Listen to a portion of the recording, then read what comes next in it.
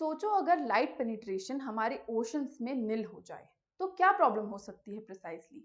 आप में से जितने भी लोगों ने एनवायरनमेंट पढ़ा होगा उनको एसेंशियली पता होगा कि कैसे जो हमारे मराइन इकोसिस्टम है वो भी डिपेंडेंट होते हैं सनलाइट पे और अपने न्यूट्रिएंट्स के एक्सचेंज पे with respect to whatever is happening in the environment in the atmosphere as well as the marine ecosystem, क्योंकि इंटरैक्शन बहुत ज़्यादा ज़रूरी है। तो उसी रिस्पेक्ट से ये पर्टिकुलर न्यूज़ आती है जिसमें कि बताया जा रहा है कि 20% ऑफ ओशंस जो हैं वो ऑलरेडी डार्क हो चुके हैं, यानी कि उन ओशंस में अगर हम एक ग्लोबल लेवल पे देखें तो लाइट पेनिट्रेशन बिल्कुल ना के बराबर है। तो सोचिए अगर लाइट पेनिट्रेशन ना के बराबर होगा तो उसका इम्पैक्ट इकोसिस्टम पे क्या हो सकता है। आप सोचिए।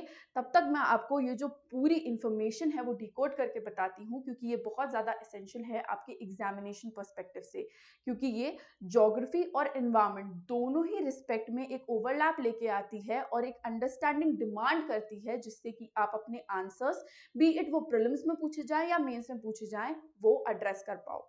तो सबसे पहले इसी स्लाइड का इस्तेमाल करते हैं और समझने की कोशिश करते हैं कि फोटिक जोन्स क्या होते हैं और एफोटिक जोन्स क्या होते हैं।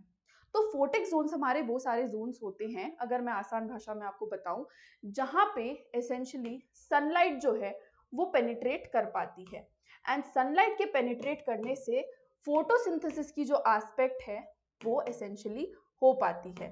फोटोसिंथेसिस अगर हो पाएगा तो फिर क्या होगा, तो मेराइन इकोसिस्टम में जो हमारे प्लांट्स हैं जिनको हम प्लैंकटन कहते हैं वो थ्राइव करेंगे। अगर ये थ्राइव करेंगे तो फिर बहुत ऑब्वियस सी बात है कि मराइन इकोसिस्टम में जो भी ऑर्गेनिजम्स प्रेजेंट होंगे वो भी थ्राइव करेंगे। इसके उल्टे एफोटिक जोन प्रेजेंट होता है जहां पे लाइट प्रेजेंट नहीं होती। एंड इसी रिस्पेक्ट में जो मराइन इकोसिस्टम होगा वो भी एग्जिस्ट नहीं करेगा, क्योंकि सनलाइट जो है वो प्राइमरी सोर्स ऑफ एनर्जी है जिसकी वजह से फूड चेन जो है वो हमारी फंक्शन करती है एंड इकोसिस्टम बैलेंस नुआंस पे रहता है। अगर लाइट ही नहीं रहेगी तो ये जितनी भी चीजें अभी हमने यहाँ पे डिस्कस की वो भी एग्जिस्ट नहीं करेंगी। तो उस पर्सपेक्टिव से इट इज वेरी एसेंशियल कि हमारे ओशंस जो हैं वो डार्क नहीं हो।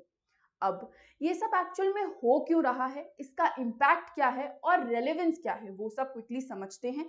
आपको करना क्या है, बस इस सेशन के अंत तक बने रहना है जिसके बाया आपकी अंडरस्टैंडिंग क्रिएट हो पाए that actually what is happening and how this is a sign कि मास एक्सटिंक्शन भी हो सकता है, क्योंकि हम सबको पता है कि वाटर जो है वो एक प्राइमरी सोर्स है जिसकी वजह से लाइफ ऑन अर्थ एग्जिस्ट करती है। तो उसी पर्सपेक्टिव से अब बिना किसी देरी के आज का जो सेशन है उसको शुरुआत करते हैं और देखते हैं कि एक्चुअल में न्यूज़ क्या है।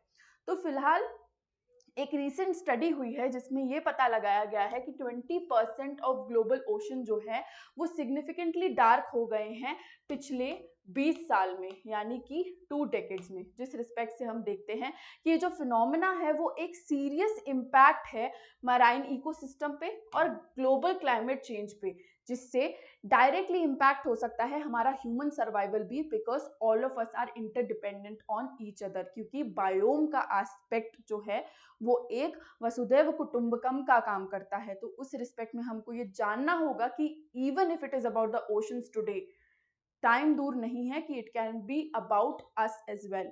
तो उसी रिस्पेक्ट में ये जो पूरी न्यूज़ है वो एग्जिस्ट करती है।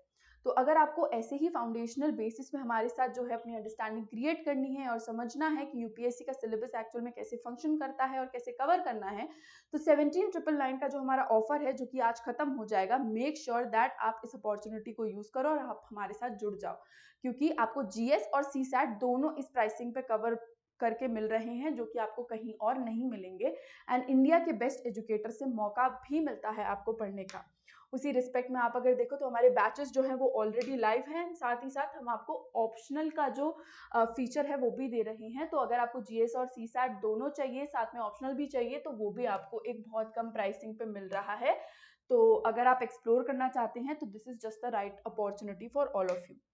चलिए वापस आते हैं और देखते हैं कि हमारी रेलेवेंस कैसे है इस सब्जेक्ट की। तो जैसा मैंने आपको बताया कि यहाँ पे ज्योग्राफी की बात जो है वो बहुत ज़्यादा की जाएगी एनवायरमेंट भी मोर और लेस जो है इससे रिलेटेड रहेगा। साथ साथ आपको ऐसे के जो क्वेश्चंस हैं वो भी बन सकते हैं इस पर्टिकुलर टॉपिक से। प्रीलिम्स में आपको ये सारे की टर्म्स पूछे जा सकते हैं, तो इसी वजह से ये जो पर्टिकुलर टॉपिक है वो बहुत ज़्यादा इंपॉर्टेंट हो गया। अब समझते हैं कि इसका स्टैटिक पार्ट क्या है, जैसे कि ओशन डार्कनिंग क्या है। तो अगर हम ओशन डार्कनिंग की बात करें तो जैसा मैंने आपको बताया, it is the reduction in the sunlight penetration in ocean waters, specifically the photic zone, यानी कि हमारी लाइट जो है वो वापस अंदर जा ही नहीं पा रही है हमारे सरफेस ऑफ द वाटर को, स्पेसिफिकली उस जोन में जहाँ पे इस लाइट की काफी ज्यादा जरूरत है, क्योंकि वहां पे फोटोसिंथेसिस होता है एंड हमारे क्रीचर्स जो हैं वो थ्राइव करते हैं, जीते हैं। तो उस रिस्पेक्ट में अगर आप देखो तो ये हमारी ओशन डार्कनिंग की एस्पेक्ट है। अगर आप देखो तो फोटिक जोन जो है वो हमारा 200 मीटर तक एक्सटेंड करता है एंड 90% ऑफ मराइन लाइफ जो है वो यहीं पे डिपेंडेंट रहती है। तो अगर आप देखोगे कि यहाँ पे लाइट नहीं पहुंच पा रही है तो सीधे 90% of marine life dead zone convert कर देगी उस पर्टिकुलर एरिया को, एंड उसके बाद फिर वहां पे दोबारा से इकोसिस्टम इस्टेब्लिश करना या कोई भी स्पीशी का इस्टेब्लिश करना काफी ज्यादा प्रॉब्लमैटिक और डिफिकल्ट हो जाएगा, जिसकी वजह से ये जो पूरी सिचुएशन है वो हमको कंसिडर करना हो जाता है इम्पोर्टेंट।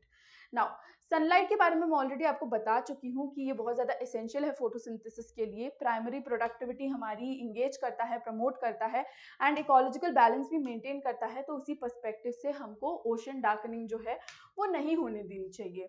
लेकिन अगर हम स्टडी स्पेसिफिक के बारे में बात करें तो यहाँ पे सैटेलाइट डेटा के अकॉर्डिंग हमारे जो फोटिक जोन है वो क्लियरली बहुत ज्यादा जल्दी डिक्लाइन हो रहे हैं।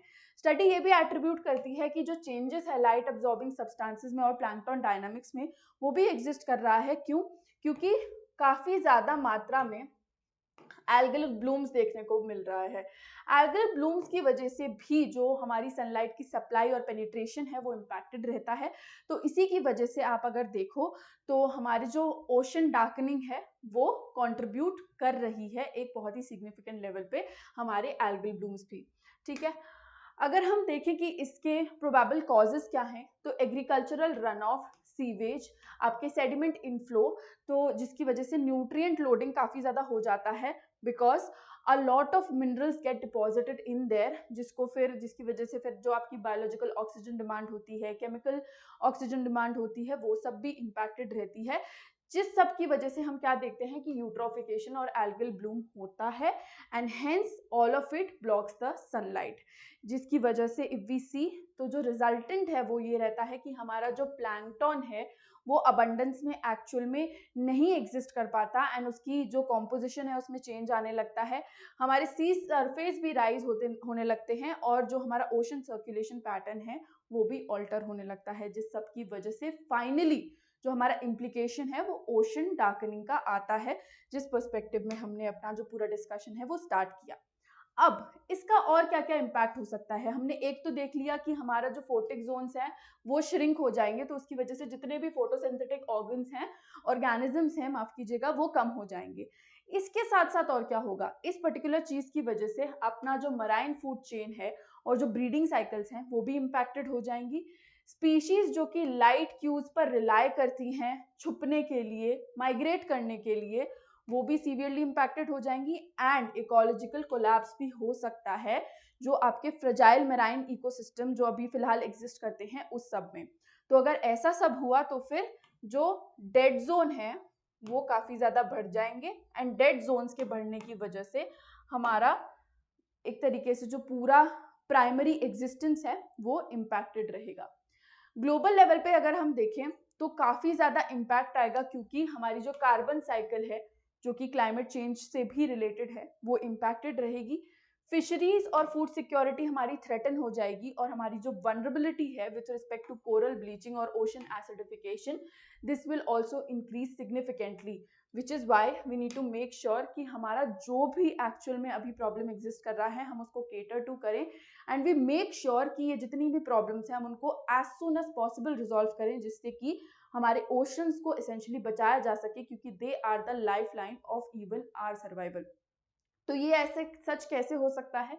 तो उसके लिए यहाँ पे वे फॉरवर्ड गिवन है। आपको करना बस कुछ नहीं है, you need to promote sustainable agriculture, जिससे कि जो न्यूट्रिएंट रन ऑफ है वो हम रेड्यूस करें। तो जो भी हमारी प्रॉब्लम्स एग्जिस्ट कर रही थी, हम उसी को उल्टा कर देंगे और बोलेंगे कि ये जो प्रॉब्लम्स हैं उसको हमें नहीं कॉज होने देना है। Similarly waste water treatment system हमको इस्टेब्लिश करने चाहिए, जिससे कि जो पानी डायरेक्टली छोड़ दिया जाता है हमारे ओपन वाटर रिसोर्सेज में, that does not happen. Marine protected areas में हमको इन्वेस्ट करने की ज़्यादा ज़रूरत है, बायोडाइवर्सिटी कंजर्व करने की ज़्यादा ज़रूरत है। हमारे ग्लोबल एग्रीमेंट जैसे कि पेरिस अग्रीमेंट हो गया, हमारा पेरिस अकॉर्ड हो गया, उस पर भी काम करने की ज़्यादा ज़रूरत है, ताकि हम होलिस्टिकली देख पाएँ कि कैसे हम अपने इकोसिस्टम्स को एंड इवेंचुअली अपनी अर्थ को, अपने एनवायरनमेंट को प्रोटेक्ट करके रख सकते हैं।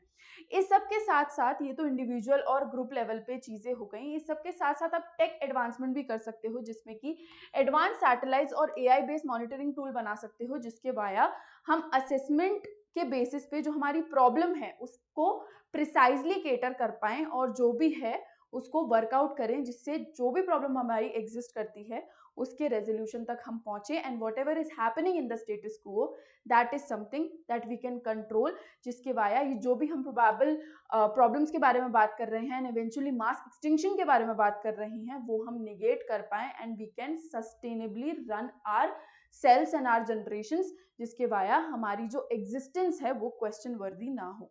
तो उसी रिस्पेक्ट से ये जो पूरा टॉपिक था वो हमारा खत्म हुआ। इसी के साथ साथ there are some related concepts also that you need to essentially ensure कि आप खुद से पढ़ो, जैसे कि मास एक्सटिंक्शन के कौन कौन से इवेंट्स रहे हैं, फोटिक और एफोटिक जोन्स का कंपैरिजन क्या है, डिफरेंस क्या है दोनों में, हालांकि बता दिया है but still dive deeper into it.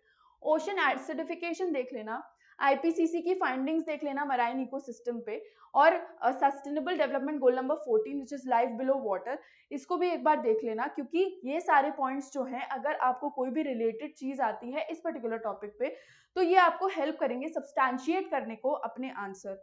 तो इसी वजह से all of this is also important that you will have to cater to. अगर आपको कोई भी डाउट आता है तो इस क्यूआर कोड को स्कैन कर लेना, जिसके बाद आप मुझसे कनेक्ट कर सकते हो। एंड अगर आपको ऑफर अवेल करना है तो इस कोड का इस्तेमाल करना, जिसके वाया आपको मैक्सिमम डिस्काउंट्स और मेरी अकाउंटेबिलिटी प्रोवाइड हो जाएगी। So yes, with this is me Nandini signing off for the day. अगर आपको ये वीडियो अच्छा लगा हो then please do like, share, comment and subscribe to our channel let's crack UPSC CSE. Thank you so very much for watching.